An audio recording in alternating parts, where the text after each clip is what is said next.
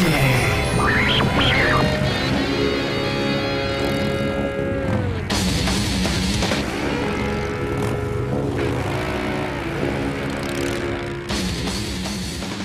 been a long time coming, but the first 360 exclusive downloadable episode for GTA 4 has finally arrived.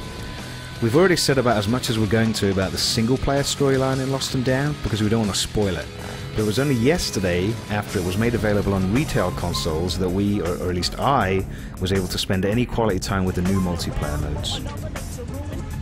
I think it's fair to say that multiplayer content isn't really as important to GTA 4 as it is to a lot of other games, but you would never guess that looking at how much new stuff there is on offer in the Lost and Damned. There are 7 multiplayer modes altogether, and what's really surprising is that some of them are very different to those that launched with the original game. Even if you've downloaded the Lost and Damned, there's a good chance that you haven't gotten around to checking these out yet. So without further ado, here's a rundown of what's waiting for you when you finish playing through Johnny's story. The first thing that you need to do is create an online character for yourself, and this works exactly the same as it does in GTA 4. Except that now, all of your physical appearance and clothing options have a real biker gang feel about them. With that done, your best bet is then probably to check out the requisite deathmatch and team deathmatch options. The deathmatches play out exactly as you'd expect them to, but even they feel kinda different to those in the original game because there are new weapons to play with. There's the assault shotgun, which is a really powerful addition to the arsenal, and then there's a sawed-off shotgun and pipe bombs that you're able to use from the saddle of your motorbike. Liberty City is your oyster. It's a really big space to run around and kill people in. One of my favourite modes right now are the races, and I really like those in GTA 4, but they've really changed it up in Lost and Damned because the races now feel exactly like the old Road Rash games. When you're using bikes, basically everyone has a baseball bat, and using the X and B buttons you're able to hit people to your left and right, so it's much more visceral than the races in the original GTA 4. Another favourite mode of mine, and one that took me completely by surprise because looking at the name of it I didn't really know what it was going to be, is Chopper v Chopper. And whereas most of the modes support 16 players, this one's just 2 people.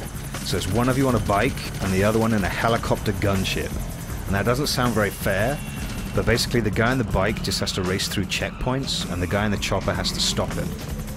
When you're on the bike, if the chopper guy gets close, you can use your camera button to kind of get a look from his cockpit and see if he's got you in his sights and that kind of stuff.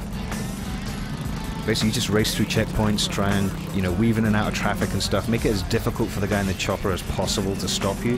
But if he gets you, you guys flip-flop and you get to be the guy in the gunship. Great exercise,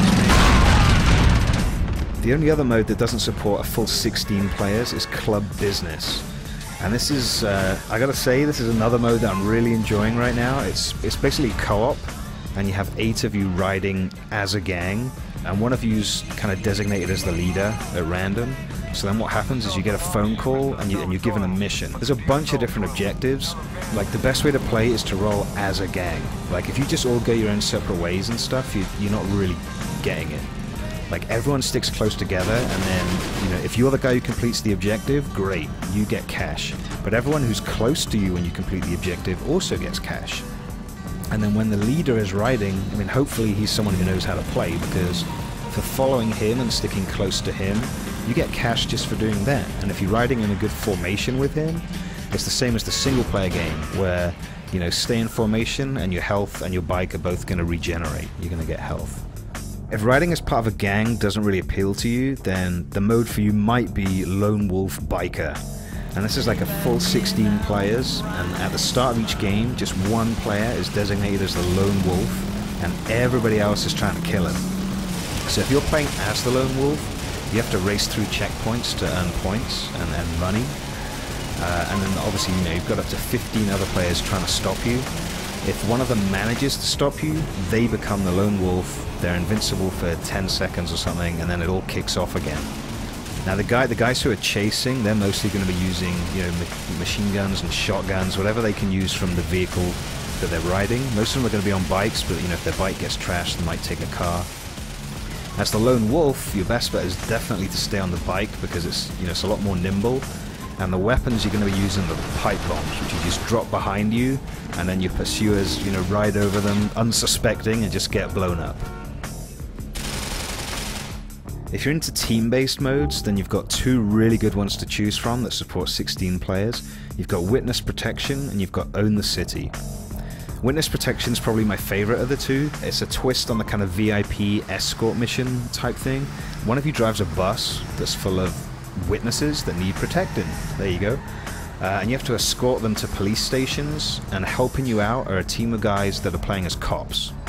And they're all in their cop cars and they're following you around, you know, they've got the sirens going, all that kind of stuff. And then the opposing team are playing as a biker gang who, you know, really need to kill all of the witnesses. And, you know, the easiest way for them to do that would be to blow up the bus, but the bus is really solid. Like, it's going to take a real long time for them to kill it. So as the bus driver, you're in pretty good shape.